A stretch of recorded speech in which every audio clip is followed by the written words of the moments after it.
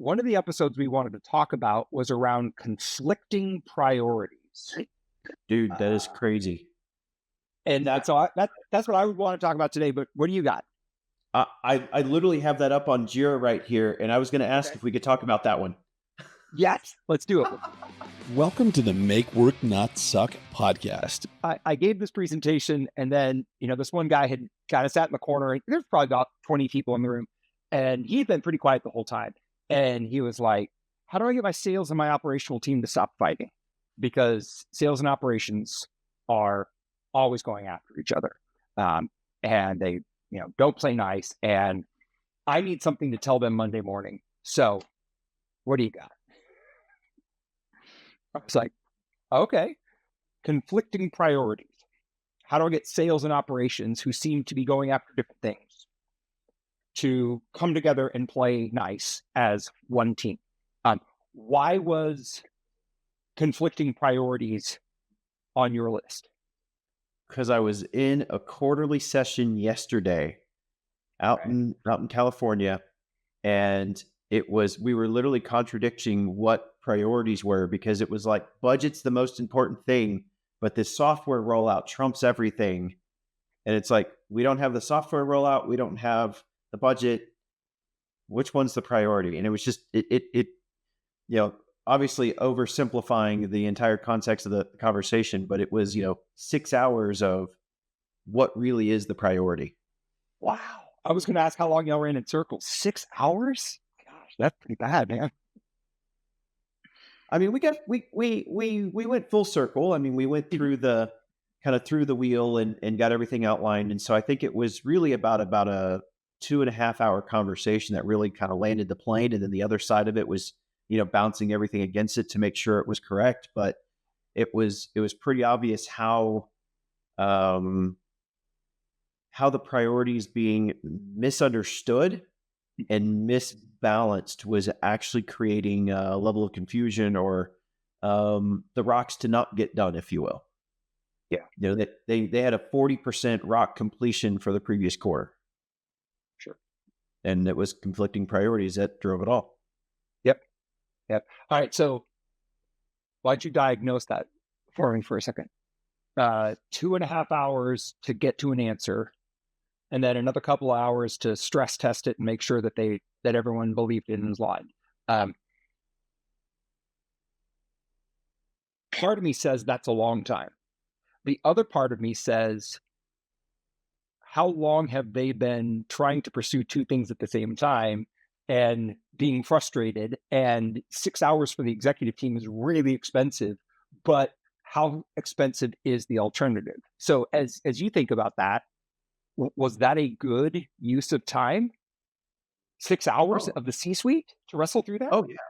Well, I mean, the entire meeting went from 9 a.m. to 5 p.m.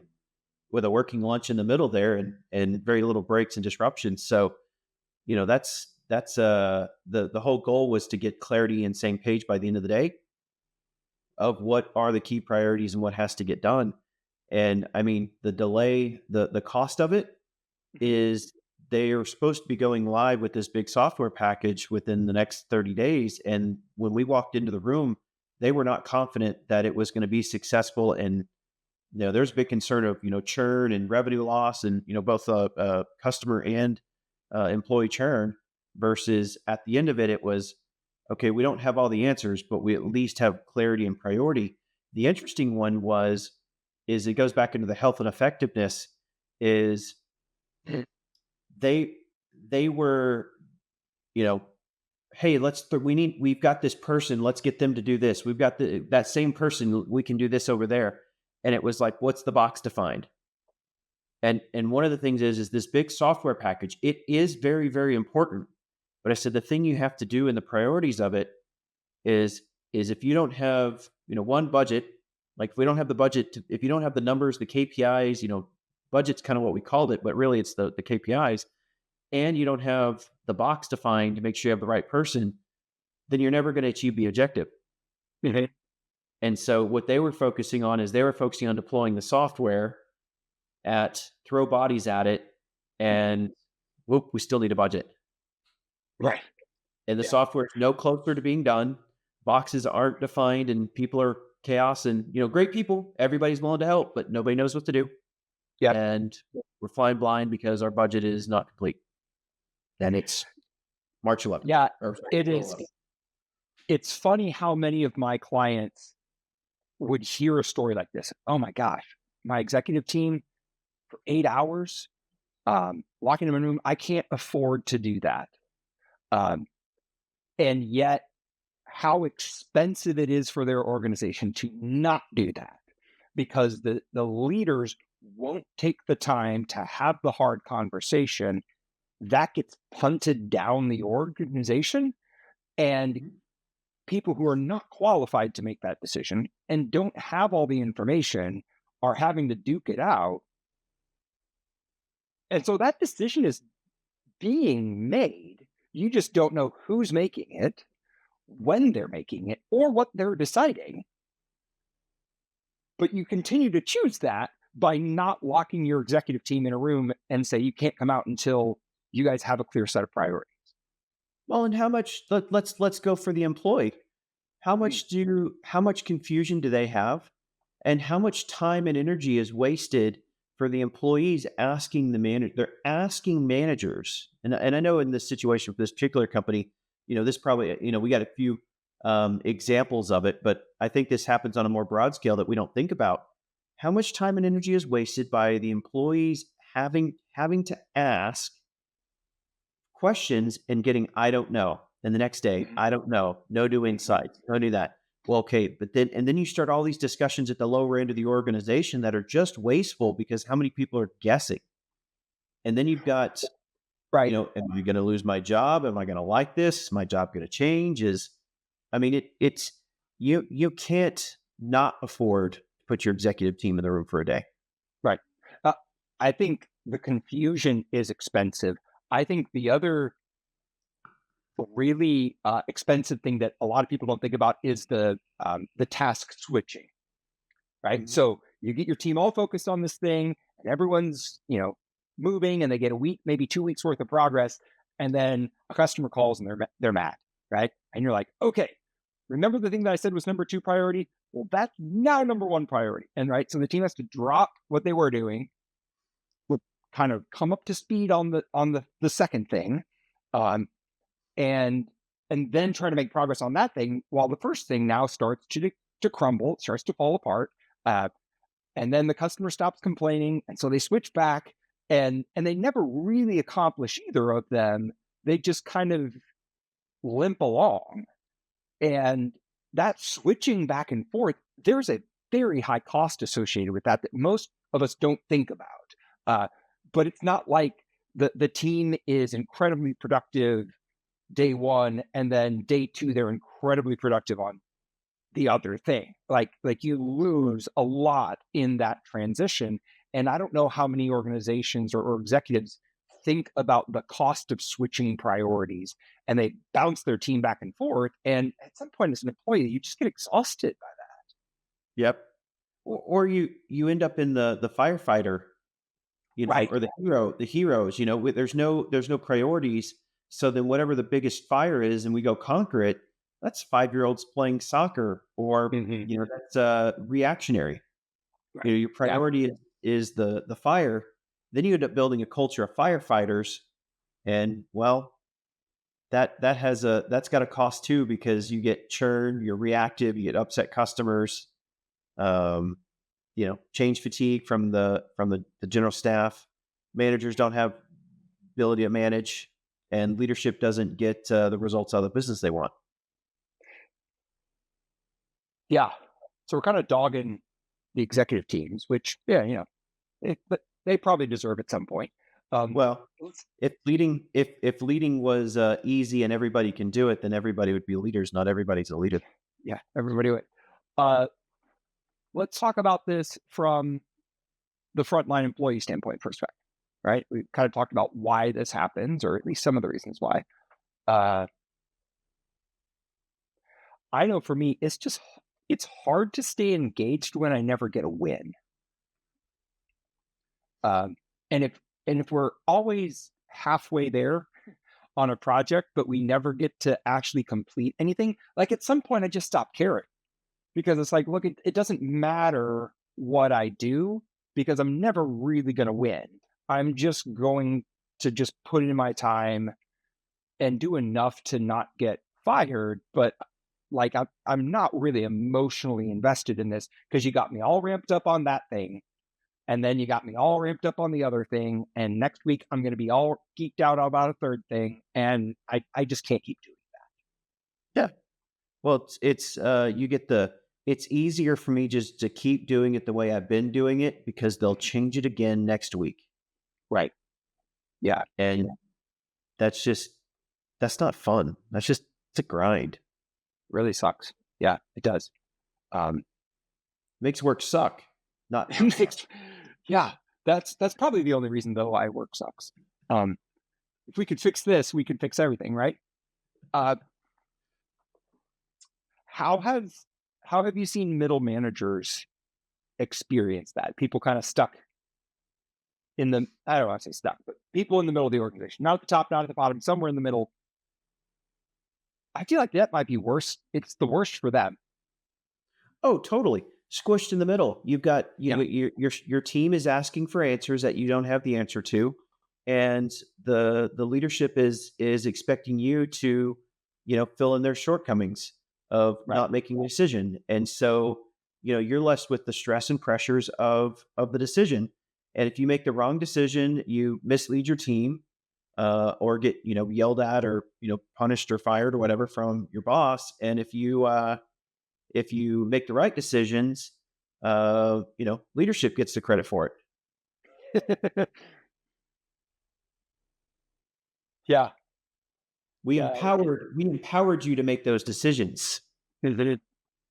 Yeah, Yeah, they didn't make the decisions, and I did them. You get resentment. Yeah, you get resentment. It reminds me, I remember I waited tables a lot when I was like in high school and college.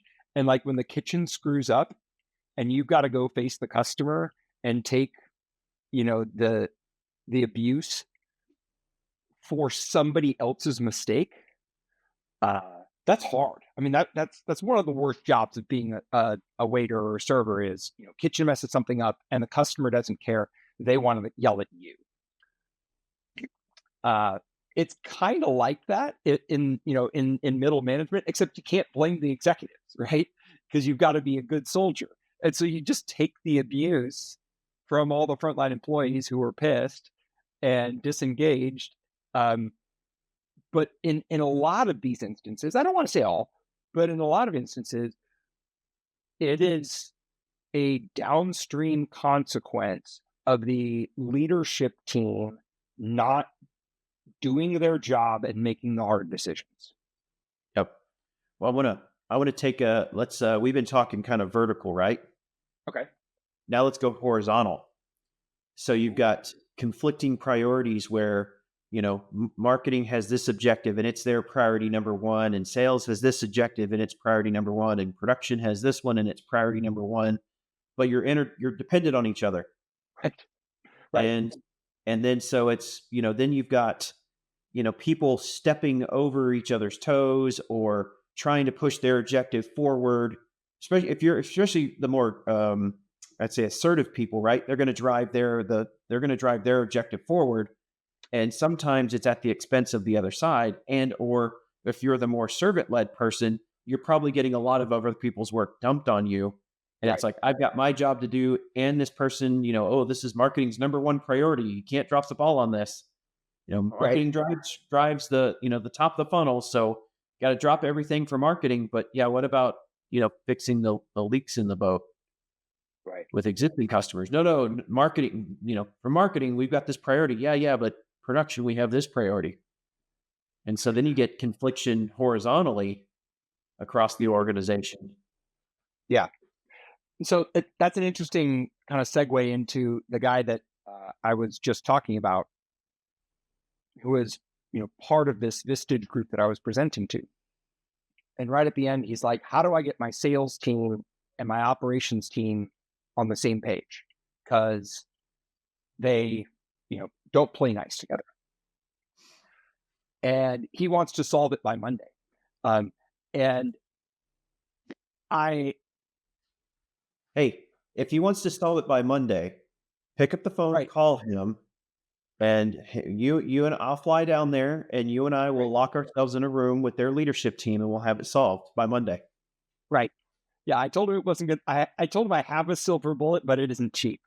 Uh, well, what I challenged him with, and he didn't really love this answer, but he kind of admitted there was some truth to it, is I said, I think what is most likely the case is that there is not a compelling vision. There is not a compelling why. There's not a compelling shared understanding of what we as a company are trying to accomplish, right? Sales is trying to drive revenue. Operations is trying to drive cost down. I don't even know what industry this guy's in. I'm just like, in general, sales cares about revenue. Operations cares about costs. Uh, Most of the time, sales and operations are in tension with each other. But it is because they don't have that bigger picture understanding of what they're trying to accomplish. And if we're not aligned on that vision, we're never going to agree on the trade-offs that need to be made between costs and revenue growth. Uh, and he kind of squirmed a little bit, but I think I got him because I think he had to admit that they didn't really have that. I said, so if you want to solve that by Monday, good luck. But I would honestly recommend you need to spend the weekend figuring why anybody should care in the first place. Uh, because my money would be on the fact that there isn't that clear and compelling vision that empowers sales and operations to come together and work out their trade-off decisions with each other without you having to be the babysitter and the referee. Yep. So, what do you think? What would you have said to a guy who said, "How do I get sales and operations to play nice by Monday?" I think you nailed it. I mean, it goes down to you got to start with vision, right? Mhm. What's the vision? What are we trying to achieve? Why is this important? And then it sounds so simple. It and it really is, but I don't know why we like to overcomplicate. You know what it actually is? We don't like to look at the health access. We like to look at the effectiveness access. And Yes, and we go straight into problem solving when the reality is prioritization is part of the health access. interesting. Because what Say sets say more about that. what sets the ultimate priority? The vision. Sure. The vision. Yeah. Right? Yeah, there's subcomponents underneath that, or budget, accountability chart, stuff like that that'll feed into priorities. But ultimately, you're right. It's the vision that sets the priority, because if it doesn't pass the vision filter, then it shouldn't be on the list. But it's too often we go into that effectiveness, and we go into effectiveness without a common vision. Then what do? We do what's good for our down ladder, as opposed Right. to what fits horizontally through the business. Yeah, for my department. Okay, so let me question you here, or maybe challenge you, because I started that conversation went a little bit more into, at least when I had it earlier today, it went a little bit more into the ICP, right? Their ideal customer profile. Because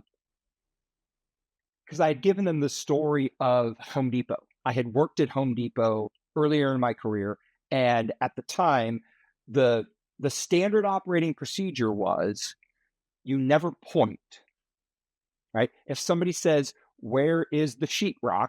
You're not allowed to point. You have to walk them there, right? That was what good customer service was defined as when I worked for 1 week in a store at Home Depot. I worked at corporate for a couple of years. Um, but what they were starting to see was that the professional customers, these general contractors and people like that, like they don't need you to walk them there. In fact, they get mad if you walk them there. And um, so great customer service looks very different to different people. And so we'd all agreed, Home Depot said we want to be a place that gives great service, but great service to grandma looks very different than great customer service to a professional roofer. And So let me bring that back to vision. When you talk about vision, what's the connection between vision and ideal customer profile? Ooh, that's well. I mean, that's. I mean, at the end of the day, I mean, the vision is setting out what. Okay, so if you're setting out to do some great grand thing, provide some service, be the best at to help, like you're providing a service that either a directly helps the consumer, whether it's something of value around the house, a service, or if it's business world, you're helping another business achieve their goals and success. If you don't really know what you stand for and what you're trying to achieve, how do you know what customer you need to uh, go after? How do you know what your ideal customer is if you don't know what you're servicing? Yeah. So, I mean, actually, I was with the company in Jacksonville last week, and they kept wanting to get into the ICP. It's ironic you say this. They wanted to get into the customer journey and the marketing and this, that, and the other. And I was like, but you don't even know what it's funny you say this. I didn't even think about this when you said it. You don't know what you stand for. Like, what's the mission here? What are we trying to do? And once we Right. finally got that, then we said, okay, what's the ideal profile? Well, before then, they're like, oh, we sell to these people and these people and these people and these people in this scenario, that scenario. I'm like, well, actually, when you dial it all back down, really, here's your customer, because this is what we set the vision on. And yes, you can have these brands. We sell to agencies. They sell to digital marketing agencies, and then they sell to e-com brands. Like, Okay. yes, you can still sell to large brands, but really what you do is you empower marketing departments. You would provide insights to marketing departments. Right. Okay. The segment that you're in is predominantly serviced by agencies. Okay. Are we going to go up market and go big brands and, try to go after Nike and Under Armour and stuff like that? And like, no, that's too big. We don't want to go after that. Okay. Are you going down market to the solopreneur? No, that's too small. Right. Okay. So you want to serve this middle market. Well, who services them? Agencies. Okay. So shouldn't our ideal customer be an agency? Mhm. And that all stemmed from reassessing the vision. Yeah, it is interesting. And I think this is an important but often overlooked detail is the vision is this ideal future that you want to see become reality, right? It isn't a thing today, but I want it to become real, right? But that's very closely tied to who do you want to create that experience for? Uh, and so I use this analogy or I guess it's more of an illustration in the talk that I gave, but Chick-fil-A, at least at some point in the past, decided that they wanted to be a place of restoration, right? That's actually where the word restaurant comes from, right? And so if you wanted to be a place of restoration and you happen to serve food, a couple of things would probably be true. You'd probably want it to be good food for you, right? Uh, you'd probably want it to be clean. You'd probably want the people to be friendly. If you're in a hurry, you probably want that food to be delivered fast because you didn't show up not being hungry. Like the only reason you're there is because you're hungry, right? So let's not let this take too long. And so they know they want to be a place of restoration. That is the vision. But then they've gone through the process of defining who do we want to do that for? Well, one of their ideal customer profiles is someone like soccer mom Susie. And this is true, although the details are probably I'm getting wrong. Is like we know that soccer mom Susie is a suburban mom. She probably drives an SUV. She's got 3 kids between the ages of this and this. And the things that are most important to her are healthy, uh, friendly, clean, and quick. And there are other people who care about those 4 things, but that's how you can begin to tie this vision of what's the future we want to create. We want to create places of restoration and who we want to create that for. Because if you wanted to create that experience for a different type of person, you would probably do different things because other people would not find that restorative. Um, And so I think that's a way that you can, or just an illustration of how you can try to connect the what do we want to create and why do we care about it with who are we creating this for? Totally. Yeah. It's going through the wheel. Everything starts with vision. How can you define the journey if you don't know where you're going? How can you define a culture if you don't know what you're trying to achieve? And how can you measure it? And I think to your point, going back to the beginning, conflicting priorities. The reason we have conflicting priorities is because we want a result. We have an assumed expectation, a result we're trying to hit. But if we don't know why we're trying to achieve it, how do you know what order to achieve it in? Yeah. And then that's, I think some of the points you had over here, lack of leadership, poor strategy, poor communication, tensions and in conflict. If you don't have a vision outlined, then how do you know what's the tiebreaker when there's conflict and conflicting priorities? And if you don't have a tiebreaker and a vision or something to filter things through, then aren't you creating a negative culture potentially? Yeah. Or that's the unintended consequence. Uh, Yep. it's interesting. I don't know if I want to go this far, but it almost makes me feel like the the majority of conflicting priorities, I'll say this and you tell me if you agree with it. Most conflicting priorities stem from a lack of clear vision and a lack of clear definition around who is our ideal customer. Now, there's other things that could cause it too, but I would say 80-20. 80% of the time I see an organization with misaligned priorities, conflicting priorities, 80% of the time it is because of one of those two reasons. It's interesting. The ICP is very important, but I never thought of it in this detail from an operational standpoint, because if operations doesn't understand what the ICP is, then how are they supposed to specialize their services to deliver the value they're looking for? And there's definitely where you're going to get sales and operations tension, because sales Oh, is yeah. going to be selling to an ICP, or they don't know it either and they're selling to anybody, right? They'll sell to anybody who will buy, right?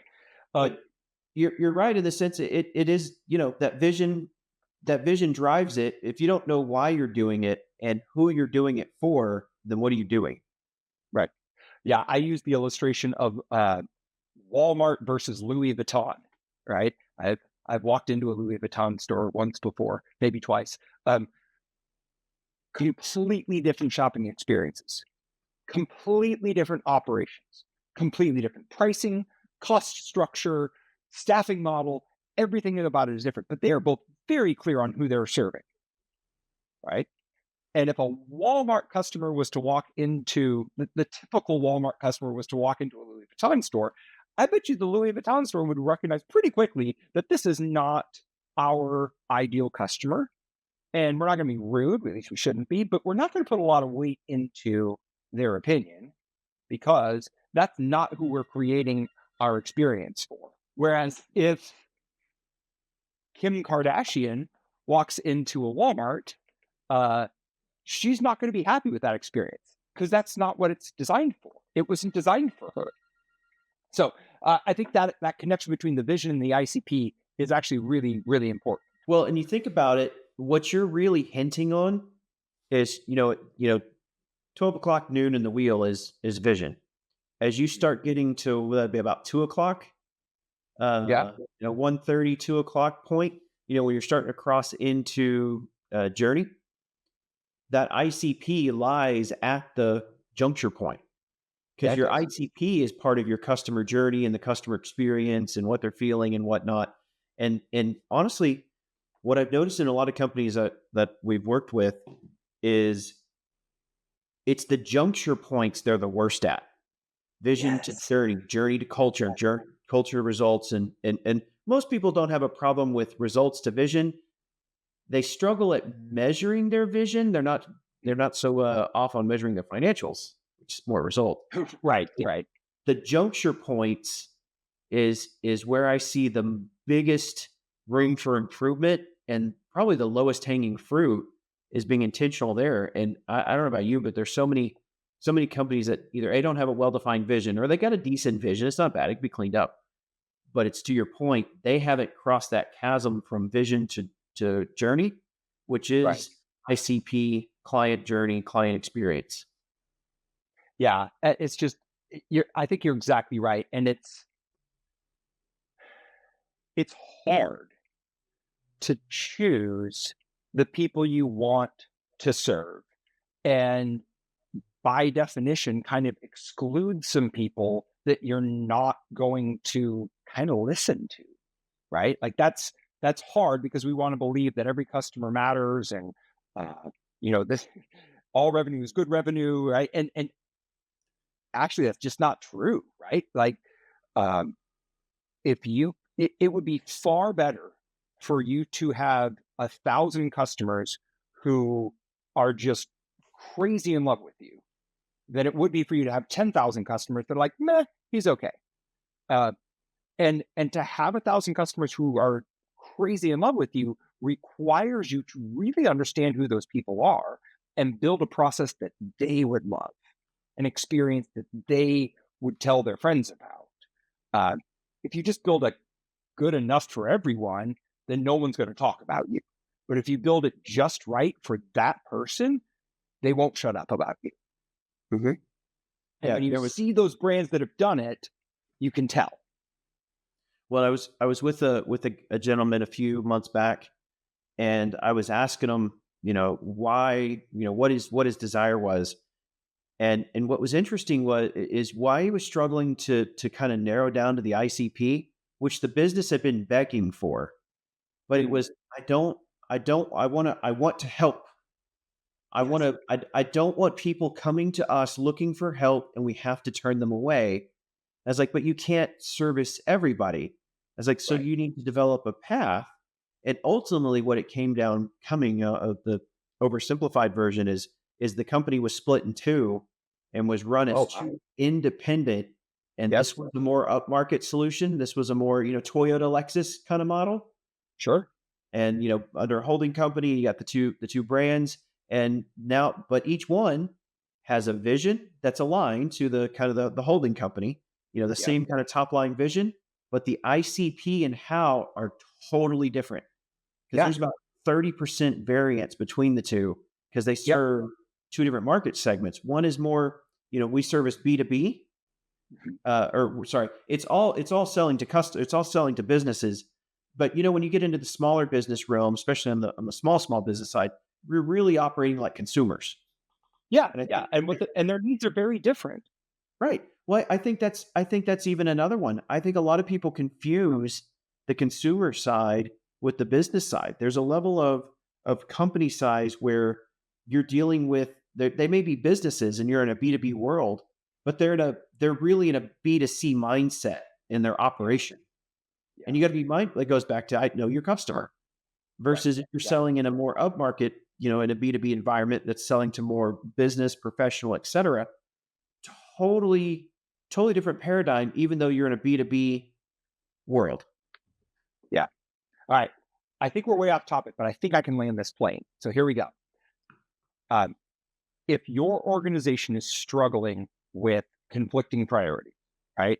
Sales is all about revenue, operations is all about cost management, and they fight constantly.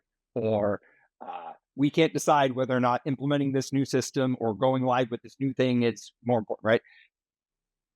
I would say 8 out of 10 times that lack of clarity stems from lack of clarity around the vision and the ICP. What are we trying to create? Why should anybody care? And who are we trying to create that for? And so, no matter where you are in the organizational hierarchy, whether you're in the C suite or you just got there and this is your first real job, uh, when you see people that can't agree on what's really most important, I would encourage you to take them back to some whatever vision statement's there and say, here's what we say we're here for, and here's who we say our ideal customer is. And if you don't know where those things are documented, then that's probably the most valuable thing you can do, whether you're the C suite executive or an intern, is to say, hey, guys, what are we trying to accomplish and who are we trying to serve? Because if you're not clear on that, it's really hard to get people to agree about anything else if that's not clear. 1,000%. And, if you're not on the leadership team and not a middle manager, and you're going, okay, how can I make my work not suck with this advice? I think here's the best thing is grab some peers, grab some colleagues and ask those questions and go, do you know what it is for the company? Do we know where to get it? If it's not known in the organization, then that's where you can start asking up. And I think even to some degree, and I'm not advocating for, a rogue group of employees to go define the ICP, but to make your own work suck less is if you can at least kind of dial it in and to what you think it is based on, because again, we're assuming the company doesn't have it. Take that to your manager and say, is this right? And can you validate it? Because if they take it and they go up the chain and it finally gets up to leadership, you may be the one that just helped trigger the change of the ICP. All it takes is one person to ask the right questions or at least try to formulate. You don't know what ICP is? Ideal customer profile, go to ChatGPT and it'll spit out exactly what you need to know. And I'm willing to bet pretty much anybody in the company could get it pretty close. Yep. So middle manager, same thing. If you can't get it from above, work with your people. Ask the question, ChatGPT, package together, then go to your boss. Go to the most senior person you know in marketing and ask them who the ideal customer profile is. If they don't know, if they don't know, then they're not doing their job. Yeah, well, that's another segment with older companies that don't really do marketing. They do sales and have marketing as the lead generation engine for the salespeople. Right. My ideal customer is anybody who has money and is willing to give it to me. The ideal customer is the MQL. Right. All right. I like it.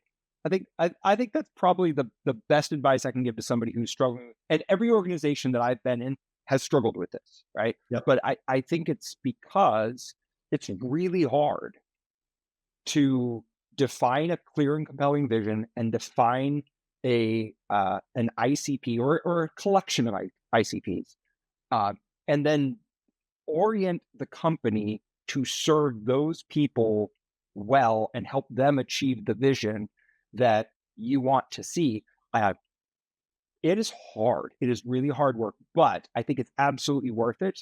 And when you don't do that, you end up with a lot of conflicting priorities that's just really, really frustrating and expensive and makes work suck for everyone. So I would say do that work, do the hard work to define your vision and define your ICP, because without it, work will continue to suck for everyone.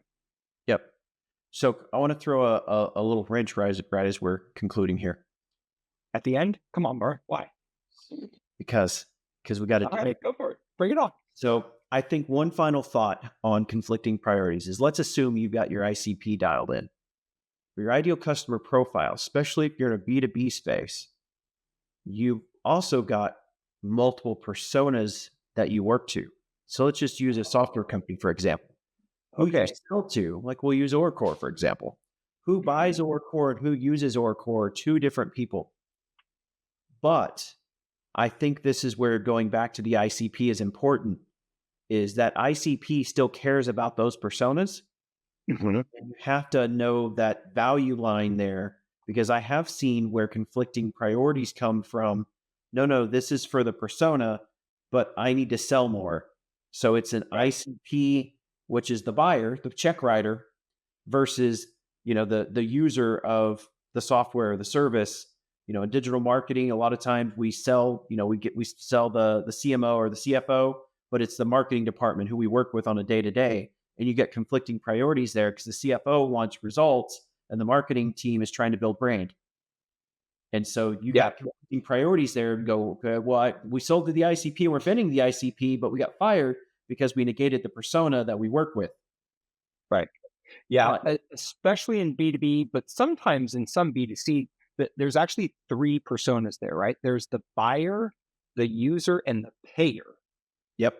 And sometimes the buyer and the payer are not the same person. Sometimes they are, but it is a very challenging but valuable effort or exercise to sit down and think about this from the standpoint of the buyer, the payer, and the user, right?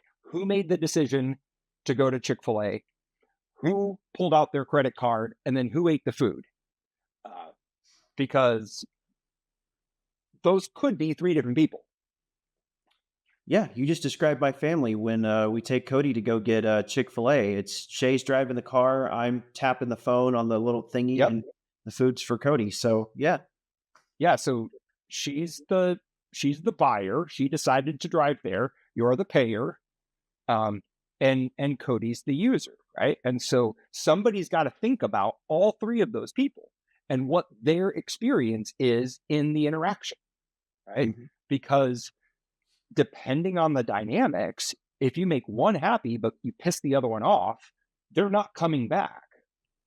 And there's other dynamics where, like, let's say in that situation, right, the buyer and the user both love it, and the payer just has to suck it up, right? If Chick-fil-A raises their prices by 20%, you can't do anything because you've lost all your leverage there, right? So thinking through that is a very valuable exercise for most organizations. And I find very few organizations have actually done that hard work to say, okay, who's my buyer? Who's my payer? Who's my user? And have we built a journey that each of them is going to enjoy interacting with our organization? Totally. And this is where I will go back to the point we were closing on, is that is still part of building the ICP. It is, yes. Because the ideal customer profile, you're typically talking to the buyer. From a marketing standpoint, it's all about the buyer. But having that ICP fully fleshed out will have those personas baked into it, which will even further define the ICP. And so I think that's where some people go, yeah, we got an ICP, and it's really like the buyer, components. Yeah. No, the ideal customer profile has all of that baked into it. And so if you're in the scenario of, we got an ICP, but you've got conflicting priorities because of different persona, I still go back to the advice that we gave a minute ago of you don't have an ICP dialed in. Yeah, it's there, but it's not detailed enough to really be actionable and help you iron out the conflicts, right? Because those tensions are going to be there, right? The buyer and the user are going to want different things, but if we're all agreed on who we're serving and what we're trying to create for them, then people below the C-suite can make those trade-off decisions, right? And that's where I see a lot of people struggle, is because the decisions haven't been made at the top, they trickle their way down, and people who aren't empowered, aren't informed, are just fighting for their own bonus, as opposed to really working collaboratively because we're working towards the same thing. Yeah. So go build an ICP. Yeah, go do that and make work suck less. Or, not suck. Make work not suck. Our podcast that talks about exactly that. Our process, vision, journey, culture, and results. We present real-world business solutions that make the difference.